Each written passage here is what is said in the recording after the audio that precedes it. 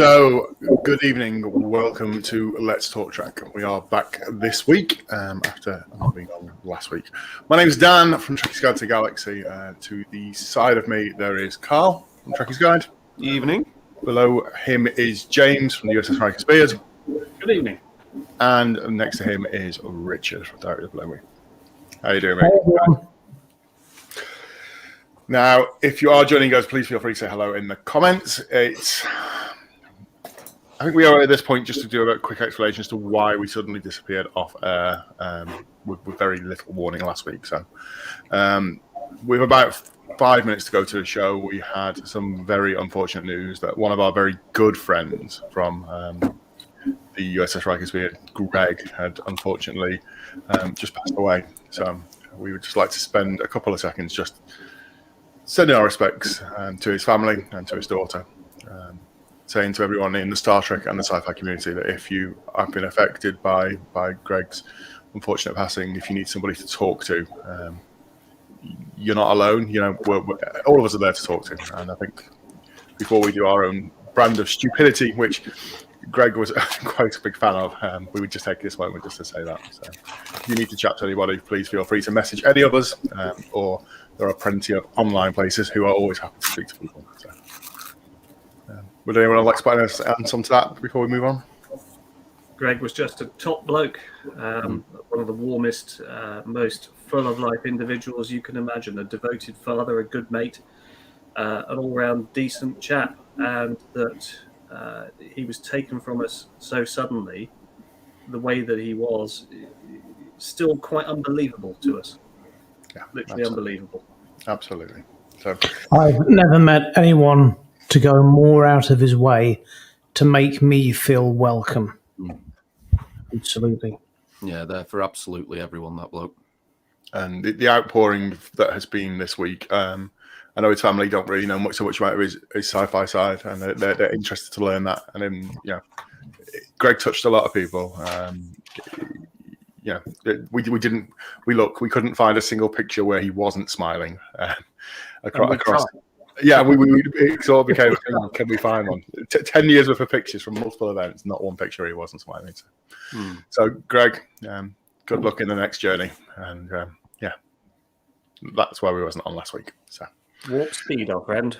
Absolutely. So if you join us on a normal thing, we're going to go through a normal thing. We're going to sort of condense last week's show and this week's show. It's going to be a little bit longer. We've got quite a lot of stuff to sort of cram in. And if you'd like to speak in the comments, drop in. There's quite a few people commenting. Hi, Megan. Evening, Meg. If you're enjoying the show, leave us a thumbs up, a heart, a care reaction, all of that stuff. Hello. So, Alan, evening. Normally, we make sure that James has had a drink or two because he's more bearable after a beer. Oh, bless. Which means it's time to cue the music and press the button.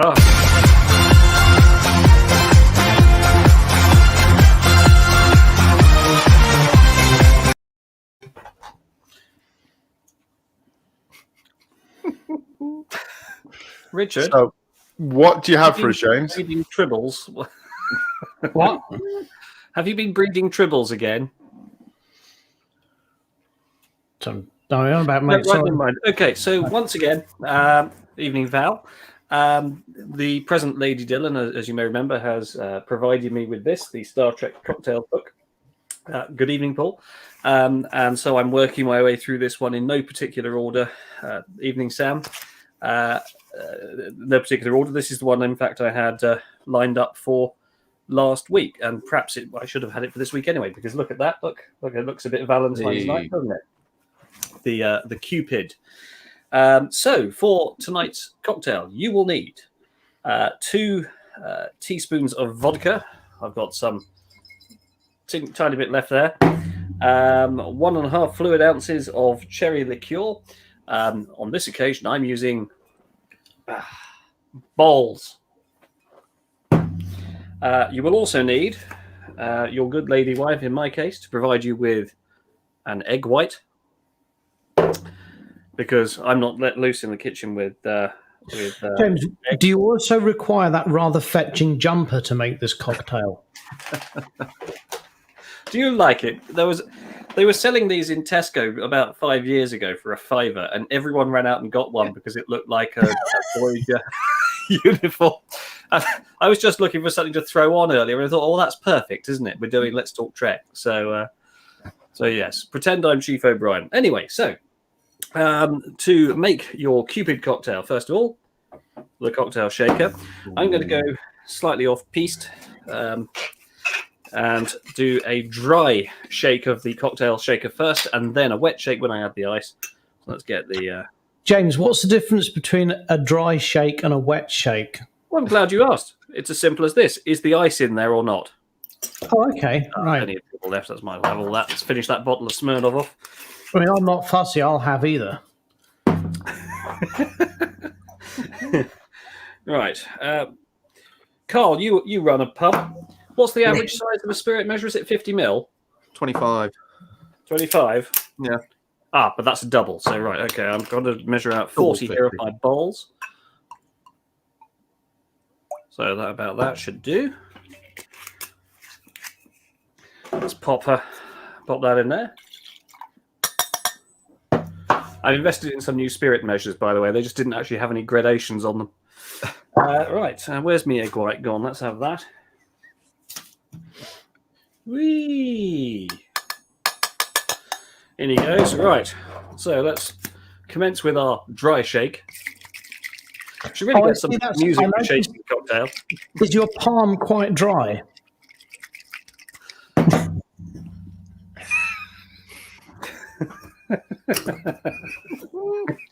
Otherwise, the shaker might fly out of your hand. That's all I'm concerned about. That's fighting to like that is. Let's tip in the ice. Oh, I love that it's Valentine's Day for this. And let's pour away. Oh, look at that. Oh, it's a sort of lilac-y colour. I wasn't expecting that.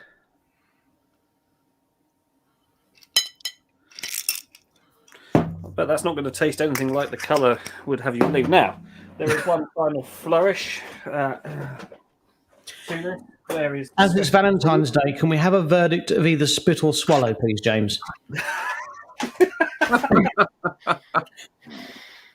Somewhere around here. Bear with me a moment. Oh, hell's bells. Where's it gone? I'll tell you what, Sam from the Trekkie Girls is more prepared than this. I've watched them make cocktails. Ooh. She never spits. I've seen. Yes. All right. Let me see. Where's my missing tool? Oh, there it is. Yes. So you're supposed to garnish with some raspberry powder. I'm using my daughter Isabel's tea set for this purpose. And the lovely present Lady Dillon has made me this stencil that I can... Oh, that's just... Wow. So let's just chop that in. And then sprinkle it through the stencil. Oh, I might as well not have bothered with that stencil. I've made a complete hash of that.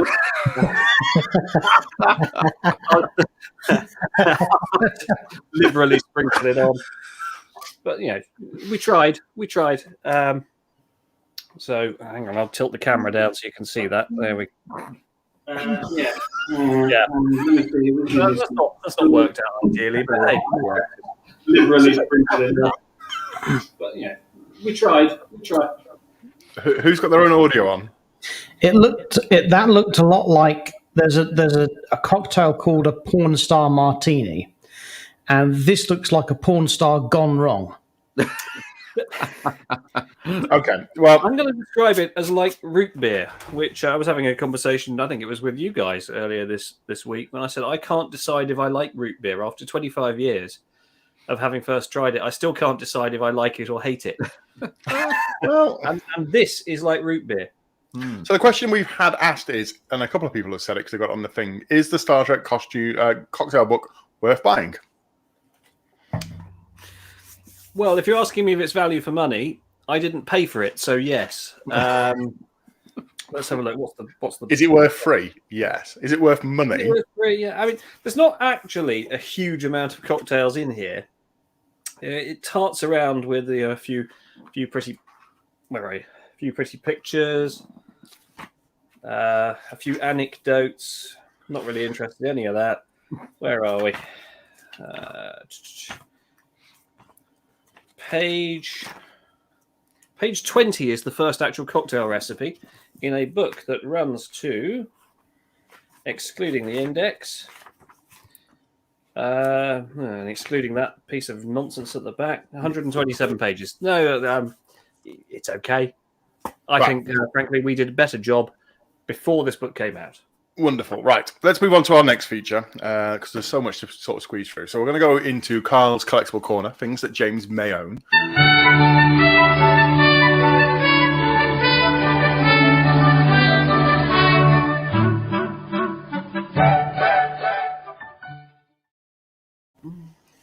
I love that theme tune. We love that theme tune too. Oh, I'm all big on screen. Right, so this week, dear viewer, we have something never before seen in Collectables Corner. I don't believe James has one of these. We could be wrong. In fact, I don't even have one of these. This isn't mine, but it is gorgeous. So, oh yeah, I remember what it is now. Let's see if I can sort this out without any reflection. Oh, a frisbee. It's a... we might just get... Yep, there we go. That's a laser disc. It's a laser-etched 24-karat gold Star Trek VI commemorative disc. That is beautiful. Is it a mirror? A little limited edition. This is number 782 of a 2,500 edition run.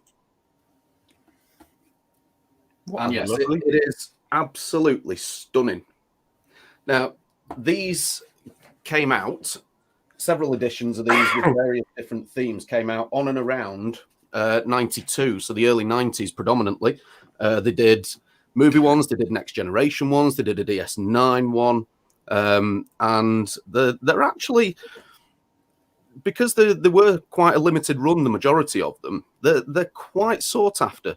Now, this one, I understand, was picked up for an absolute song of about 3,000 pennies, if I remember correctly, when I was told. The average going price of that particular disc for just anything above the 1,000 out of the 2,500 edition is around 10,000 pennies. Wow. That was an absolute steal at 3,000 pennies. Awesome. It's a the original owner must get it signed by someone that knows two ways about it. But do you know what? I'd probably get the back of it signed. That sounds a bit weird, but I probably would. Yeah. Wow. But yeah, it's an absolutely gorgeous piece. Wonderful. Do you have one, James? Nope. Woohoo! Then we have finally got something that James doesn't own. No, it's definitely not from Wish. Not from Wish. I wouldn't mind seeing the Wish version, though. I don't mind saying that the new owner of it, who is actually myself, would like to point out that it was the person I bought it from shipped it from Ramsgate. So I almost expected it to be from James's collection. Clearance. That's why I don't own it anymore. James's storage locker has been raided. If that's the case, you should have consulted me on selling price first. Foolish man. So, as I said, this is an amalgamation of this week's and last week's show. Obviously, due to us having to cancel last week's quite quickly. Now, that was a Star Trek VI collectible, which takes us to some news from last week, very sadly. Oh, yes. So let me see if I can do this. Yeah, that's the news that Christopher Plummer had passed away last week. And obviously he was in Star Trek VI. So that was our piece of news. When he was a proper one, wasn't he? Yeah.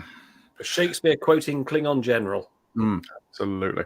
So before we go into the news, which is what we're going to sort of go for in just a moment, I thought we would do a good spot of... It's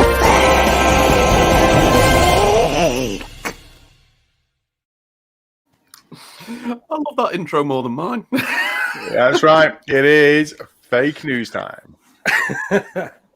Yes, so this week in fake news, we've got an intro. You may have seen these going around the internet from time to time about the robots they're building, the artificial intelligence. In particular, I quite liked the robot factory worker who was being attacked by a hockey stick, and they did a voiceover of the worker, but it contained a lot of expletives, but it was very funny. And I hadn't seen this one; it was brought to my attention by James this week. So please roll the videotape.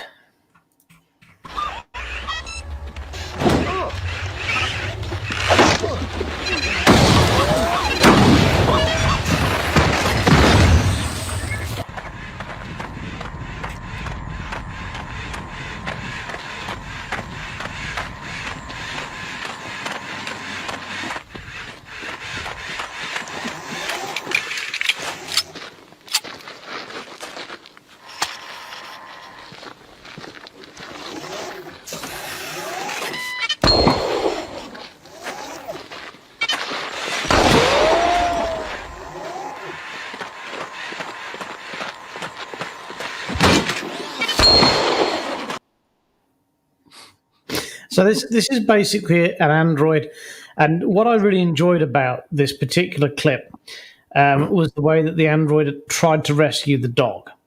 Because I'm sure you've all watched Remo, Unarmed and Dangerous, where they try and get him to execute. So it's straight to video 80s movie. I'm sure we've all seen it.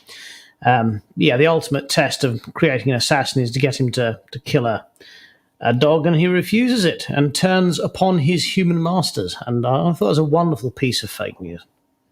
Wonderful. If you've been affected by any of the issues raised in that footage, why not feel free to email Richard? Please do. Right. Let's move on with some actual real news. Here we go. Real news time. This one, first of all, as we just said about the unfortunate death of Christopher Plummer. In Star Trek Online, there was a very touching memorial, which you could go and join. Where is that? Down in the game. Richard? That's on Cronus. Richard is our resident Star Trek Online expert. Let's move on to our next slide. This one, James. All right, Carl. I know what this is. Oh, Richard. This is see-through wood. It is. Oh, yes. Yeah. I forgot all about this. This is see-through wood. Yeah. We've already done transparent aluminium, so now we're moving on to transparent wood, which they're growing, which is very cool. And if you were building something like, the promenade on DS9, it would give you the option to have, structure, but that feeling of open space, which is nice. Or you could use plastic, which has already been invented. You could. It's very true. A greenhouse made of wood. How cool would that be? Yeah. Or you could use glass, which has already been invented. Right. Next piece of news. Star Trek Picard Season 2 filming has been delayed due to the ongoing COVID crisis. It will be starting soon, just not quite yet. Unfortunately. California get themselves sorted, apparently. Can't they delay Lower Decks or Discovery instead? Richard, would you like to discuss this one, please? Right, let's see what's going on here. The 52nd NACP Image Awards. I have no idea what's going on here, sorry. Carl, master of all things ceremony and awards. We did this a week ago. A lot's happened. I know it's been a busy week. This is the news that Star Trek Picard and Star Trek Lower Decks have been nominated for an NAACP award, and hopefully they're going to win. Which is hang nice. on. Isn't NAACP car parks? No, that's NCP. What's NAACP then? Hang on, let's have a stab at this. The National Artistic Academy of Car Parking. Car parking. He's right. I don't think that's exactly what it stands for, if I'm honest. Is it the one that the director of the Picard premiere episode, Remembrance, has been nominated for, Hanalei Culpepper? It's the US-based National Association for the Advancement of Coloured People. So That I'm pretty sure it's the one that the director from Picard's premiere episode. I think she's the nomination for Picard. Yeah, absolutely. Right, not car parking then. Not car parking. Car park. An interview last week. I'm not sure if you saw this. Did you see the interview with Marina Sirtis and what she was lamenting the lack of in TNG? No. Oh yes, I did. She wasn't happy there weren't enough footrests. Excuse me. She wasn't happy what? Footrests. No. No, wasn't it the lack of progression for female characters? Absolutely. Well, you can clearly see that everything was done in this particular screenshot to progress their feminine attributes. Well, actually, as it happens, Dr. Crusher was a full commander, and by the end of the series, so was Troy. So, short of overtaking Picard, they progressed as far as they could, couldn't they? Actually, on a genuine serious note, the rank of Riker.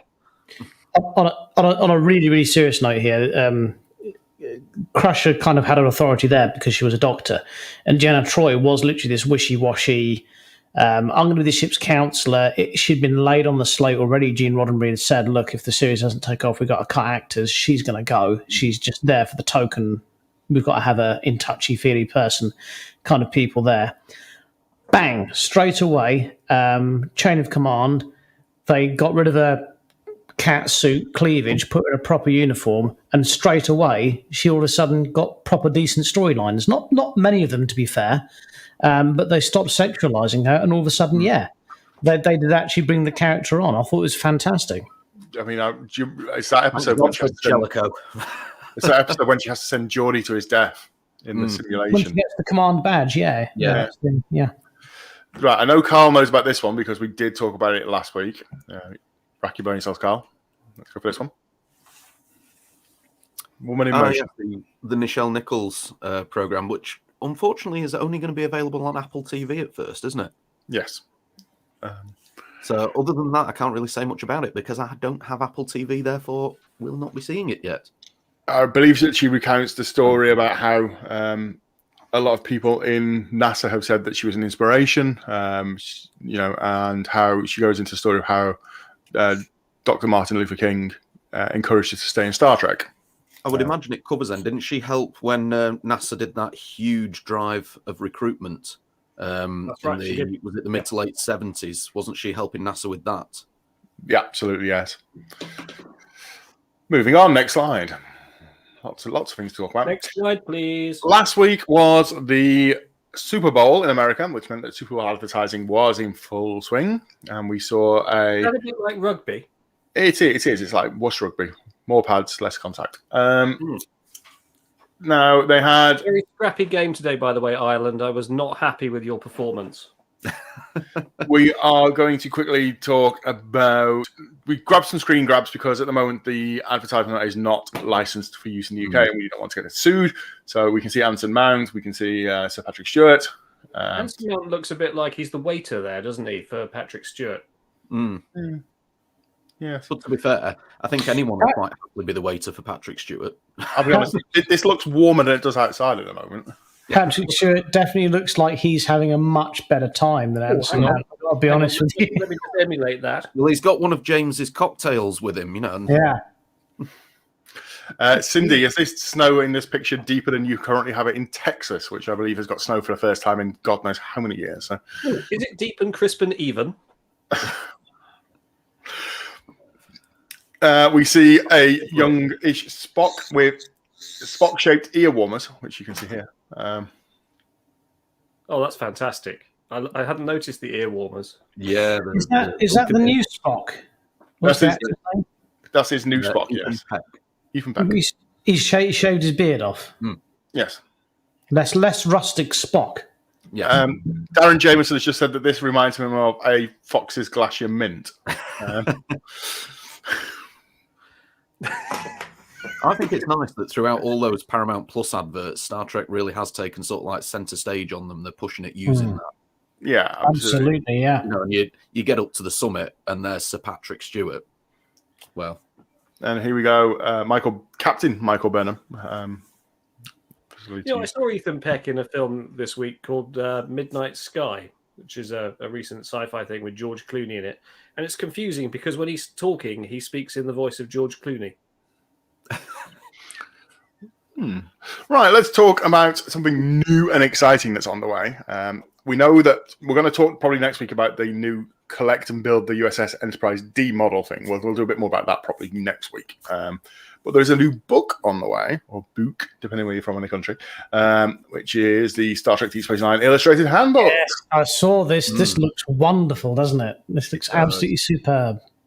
I can't help but notice that plan of ops there. That's very much the artistic style from the Star Trek fact files. We were and just I do wonder if this discussing is recycled from them. Well, obviously Hero all in that Collectors, basis. Eagle Moss, they're the same company that very originally did the fact files through various buyouts and stuff, from what I understand. So it's repackaging of the same material. This always struck me as a really rubbish design. No offense to people that designed this, but you've got the computer core down here, and then you've got your food replicator up here. So if your food replicator was to leak, it would just leak all the way down and fill up where your computer core is. Right, Dan, I know exactly why they did this, and it's to do with testicles. Now, your hot air, hot air rises, and computer cores get very hot, the same as testicles, which is why they're outside the bottom, they're dangling below, so they can be aerated, and they're at the bottom rather than anywhere near the top. This is the same with the computer core in a Star Trek. You've got to make sure it's low, because the hot air rises up. If you had it up high, then it would overcook and it would cease to function. Okay, fair enough. Right, let's have a look at the next one. Boom. Oh, nice doing the rounds yesterday. Yes, he is. Rumors everywhere. Yes, he is. He's apparently only for a cameo, so my source tells me, but they're going to see where the cameo goes and how well it'll be received. Yeah, apparently So if it he's gets really like a holodeck then they character, greenlight a show. Sorry, Carl, I said again? Just like you said, if the cameo goes well and gets a good reaction, a bit like Pike did, they may well greenlight another show. Precise. I mean, I'm a huge fan of. I really like Enterprise. I'm a huge fan of Scott Bakula and Jonathan Archer's character, and I think I would love to see him transplanted into something else. I think he'd be wonderful. So I'm excited to see where this goes. Do you think he's travelling back to put right something that once went wrong? Could be. Could be. We can but wish. Right, let's move along. Lots to get through this weekend. I'm trying to squeeze everything in, which is hard. This image. Now, on the right-hand side of the image, you should be able to see the character from the episode Calypso. And the center is the artificial intelligence from Discovery. And if you don't know about Discovery yet, put your fingers in your ears, because we are about to talk about some Discovery stuff. So if you don't know Discovery, this is your warning.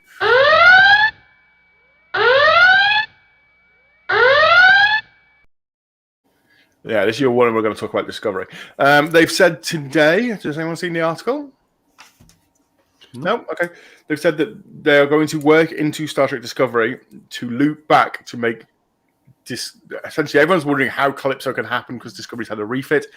We've been told that will all be explained in the next season. So they're actually going to try and make it make less sense. It already did. Well, yeah, possibly. But because they said about season 2, didn't they, that they were going to tie into Calypso, and season 3, and the only thing that really tied in with it was the emergence of the artificial intelligence Zora. Yeah, nothing else really started tying in, because all the theories about the burn and stuff were that it was going to be the discovery from Calypso in that nebula. It never was, and everyone at the end of the season was like, "Well, where the hell's the tie-in other than the AI developing?" So yes. Right, I have a question for all of you and for our numerous viewers. Who's the other one? All three of you, sorry, and our numerous viewers. Do you all own one of these? A mobile telecommunications device? Is that a mobile telephone? It is a mobile telephone. Yes. We all know what James's look like. This is what James. This is what James has got. Hello. Well, in that case, if you own a phone, whether it be an Apple or an Android, you will be able to play the new Star Trek Kobayashi Maru game, which they say is nigh on impossible What's to the win. point? You can't win. That's the point. It is available from the Google Play Store and the Apple App Store. Oh, I've missed the entire point of the exercise. Oh, no. So if you have a phone after our show, go and download it. Have a play. Tell us how it is. Before we go into our next section, I've just seen a comment here that says, picked up the Dark Veil a few weeks ago. Looking forward to reading it. We have an interview up with the author of the Dark Veil, James Swallow. Lovely chat. That's why Megan purchased it, James, if you're watching. And we're going to go for a couple of drinks with James Swallow. When we go for drinks with you, you now owe us the first round. Precisely so. We got you a sale. According to the Megan, the Kobayashi Maru game is almost impossible to win. Ooh. No, Megan, only if you change the circumstances of the test, if you cheat. I was going to say, surely a true Trekkie is just going to be able to win this in a matter of seconds by reprogramming it. And then eating an apple. Yeah. Or in James's case, he'll just get his IT person to reprogram it for him. Yeah. Or his butler. What's the point of having a dog and barking myself, Richard? I wonder if like a paperclip pops up. It looks like you're trying to win the Kobayashi Maru. Well, not the paperclip, Badgie. I was going to say it'd be Badgie out of Lower Deck, won't it? Oh, Who's more irritating, the paperclip that came with Microsoft or Badgie?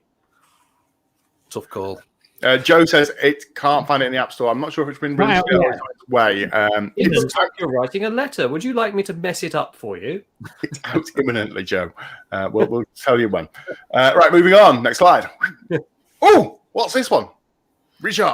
Now, yes, both Ethan Peck and Anson Mount have issued tweets indicating that they are in Canada. No, North America. It's not Anson Mount. The news here is it's actually Jason Isaacs. Oh yes, Jason Isaacs. He's also was in quarantine, isn't he, in Canada? Part of North America, and that's where they are supposed to be filming Strange New Worlds. And given the bans on travel, leaving aside that Ethan Peck obviously got there using that shopping trolley, it strongly hints that they are now in a position to start filming because the actors are in situ. It's too much of a coincidence. I mean, this for me, because Jason Isaacs is the only thing that makes Discovery watchable. For him to be going into Strange New Worlds is going to be absolutely brilliant. I'm very excited to hear this news. Yes, we've now across the various social media. Across the various social media channels, you've now got confirmation of Anson Mount, Ethan Peck, and, like I say, Jason Isaacs all in Canada now. Absolutely. So, exciting times. Excited for that. Right, next up. Richard. Right, so this is the news about Star Trek's queer.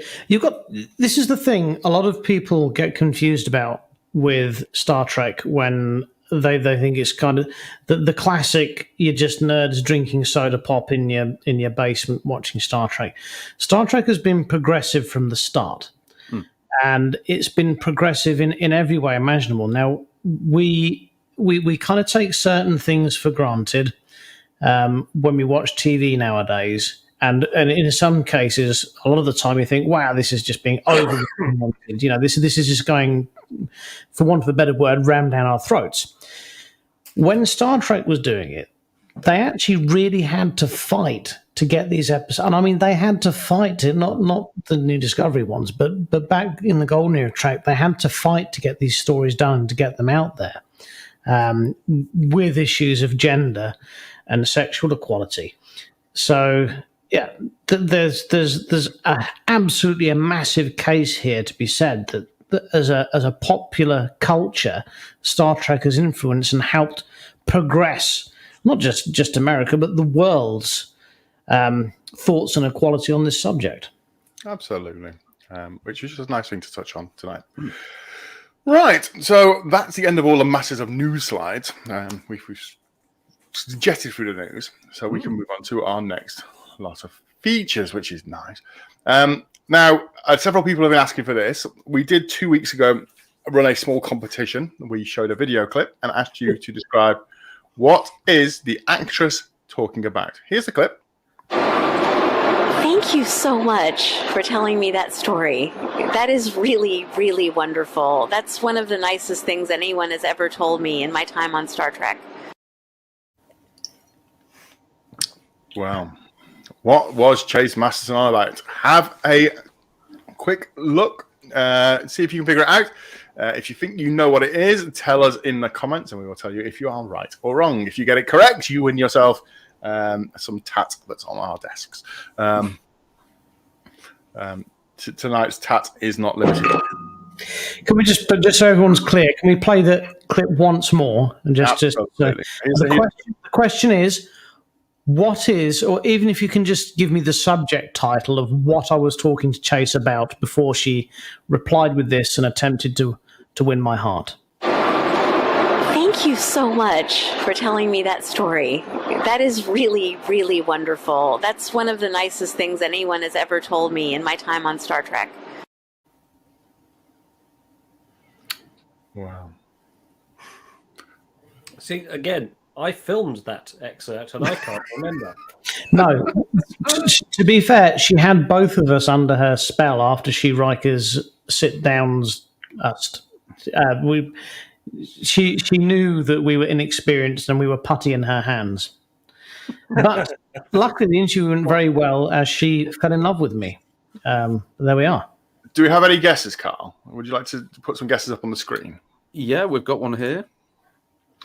Show his pulling abilities. No, it was quite.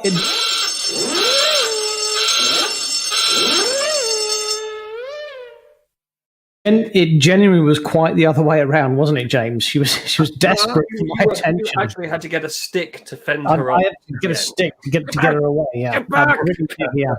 Yeah, we said, look, we're at a convention. We're here to meet our mates, have a few beers, hang around, back off. Yeah. I see William Henry Barber Jr. who's asking what book are we talking about?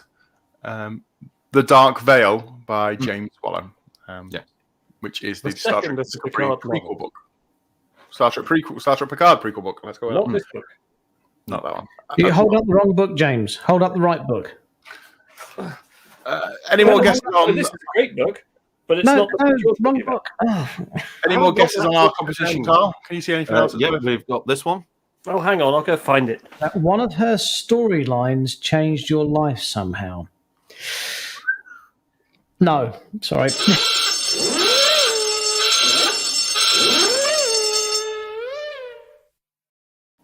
But yeah, the closest yet. That's the book.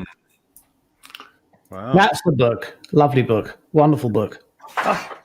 Bad cover. Wonderful book. I hit my copy. Oh, look, James has got one as well.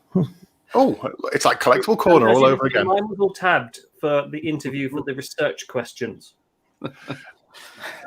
Right, let's have a look. Anne-Marie says that she's just met the lovely Chase because she reviewed Bar City. You could play her the clip and see if she remembers. Ooh. Ooh.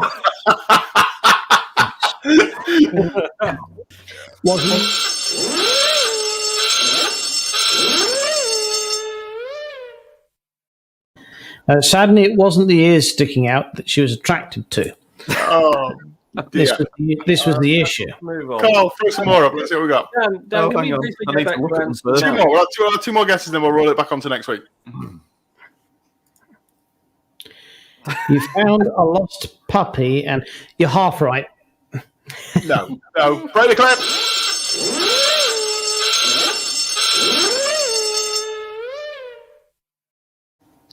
And final guess tonight, Carl. Final guess tonight is So the evolution of the show and the themes that run throughout it. No.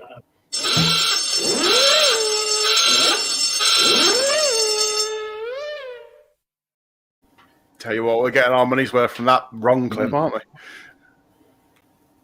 Yeah, Volume 1, Joe, is the Una McCormack novel. Yeah. So Volume 2. That's a really good book as well. Yeah, a really good book. You need to buy Last Best Hope and then The Dark Veil, and they sort of go together. Last Best Hope from another franchise, isn't it? Yeah. Come on, right. Back to Anson Mount, Dan. Oh, yes. He tweeted earlier in the week, just your daily reminder that we're on the upswing, folks. Light at the end of the tunnel. Stay strong, stay vigilant, stay positive, and keep loving each other. And then he put hashtag Captain's Log, which upsets me that he can't spell captain.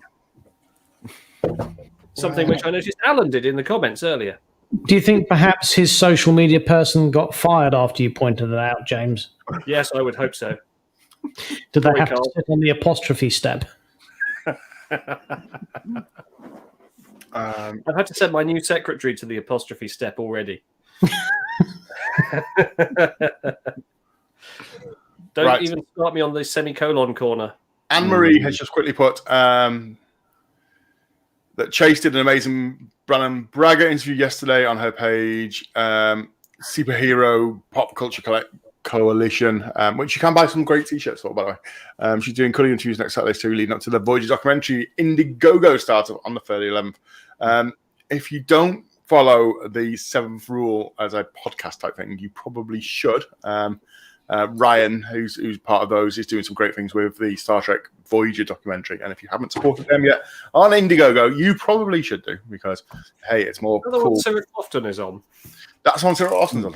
And these are the guys that did the What You Left Behind one, which was a really good documentary. It's well worth the watch.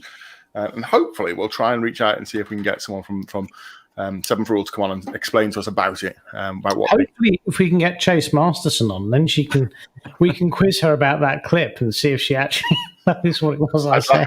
Wrong. That would be brilliant. Right. Okay. So, yes, moving swiftly on. Lots of things to do. James, what are you doing? You look very busy. I was just looking through. I was looking through this book, looking for the details of the previous one. Oh, I was going to try and distract you by doing this.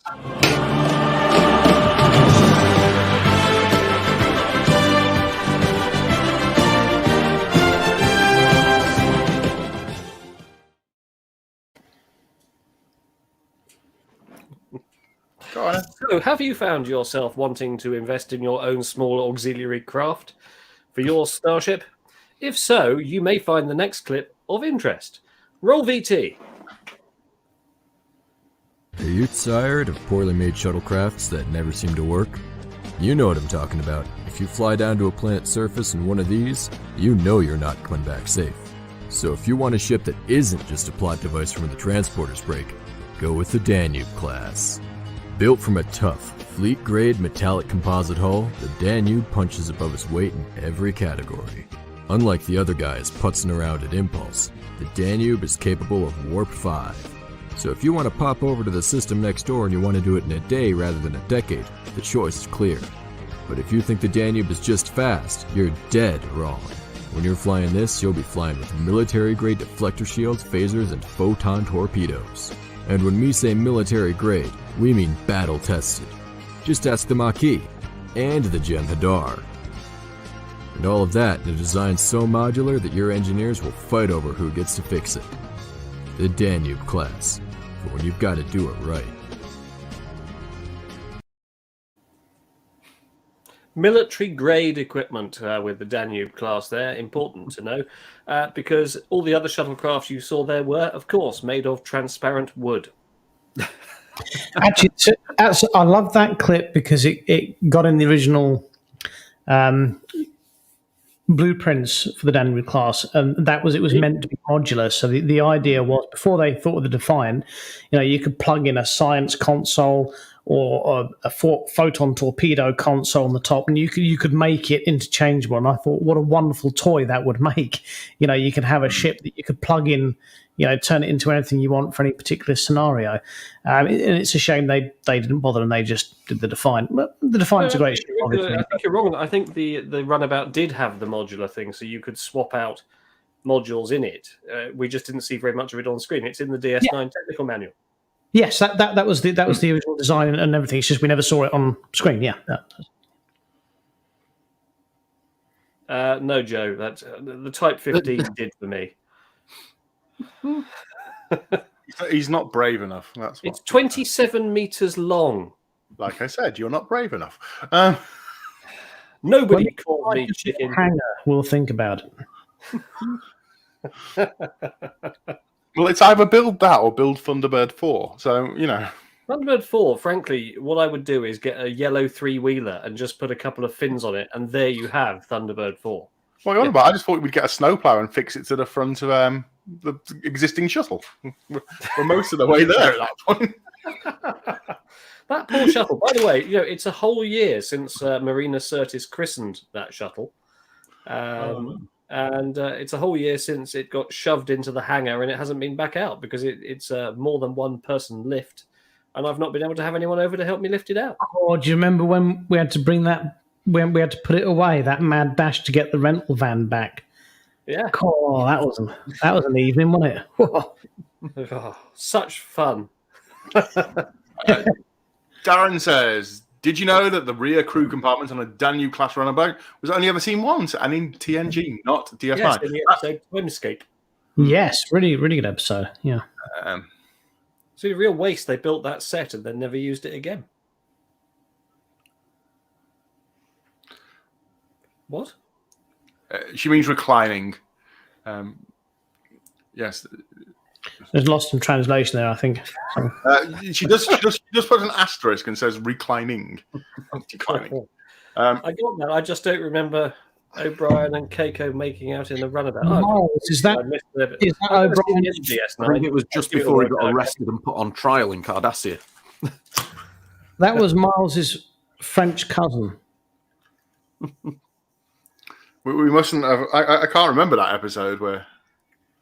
You can't remember the episode where O'Brien gets put on trial on Cardassia? Yeah, I can't remember them making out in a runabout.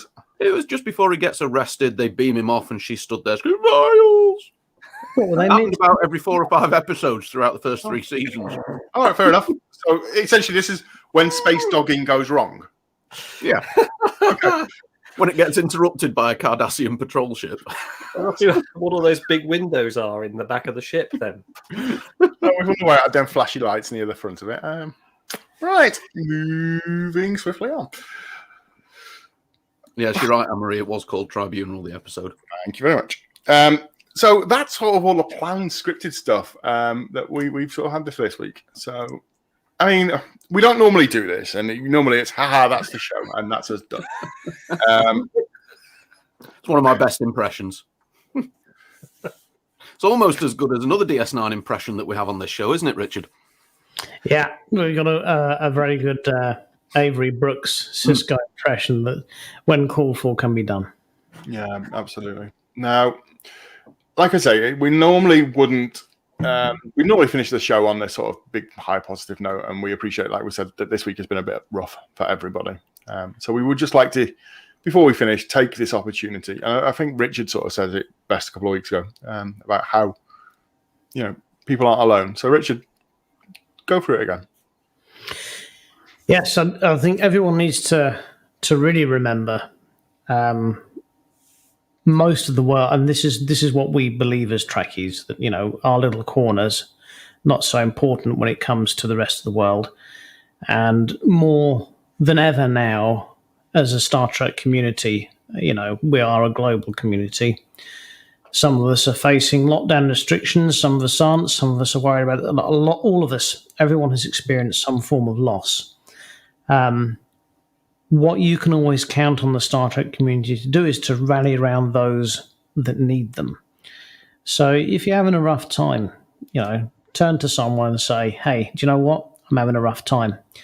Let's get online together and let's have a watch party tonight and let's watch some Star Trek together. You don't necessarily have to talk about what's bothering you because, do you know what? Probably most people know exactly what it is anyway, but we all need a bit of an escape. So don't be scared to ask someone, because if they're a Star Trek fan the same as you are, they'll be disappointed if you don't ask them. So please say to them, hey, do you know what? I'm having a rough day today. Can we come online together and watch some Star Trek later? Because they will say yes. Absolutely. And you know what? It's I think a lot of podcasts and people and things are always very, if you've got any issues, reach out, all the rest of it. we honestly mean it. If you guys anyone's having a rough time, message Riker's Beard or message Trekkie's Guide. One of us is generally awake. Give it any time, given a 24-hour period. One of us is always online or very close. There's not much downtime. And even if it's just to talk or just to point you towards a couple of groups where you might be able to use something to cheer you up, or even if you want to, even if you're stuck and saying I feel sad and I need a suggestion episode, an episode suggestion will help with stuff like that. It's or spin the wheel of doom. Oh, the wheel of doom. Like you say, no one's alone. So I believe, Dan, it's in the season 4, episode 1, Brothers. Where is it? Brothers? No, it's the sequel episode where Picard says, "On the Starship Enterprise, no one is ever alone." Mm-hmm. Absolutely. So, like I say, I would like to just, for a final thing for tonight, I'm going to put this final slide back up, and I think we're just going to have just a minute's worth of silence, just to remember our friend that unfortunately passed away last week.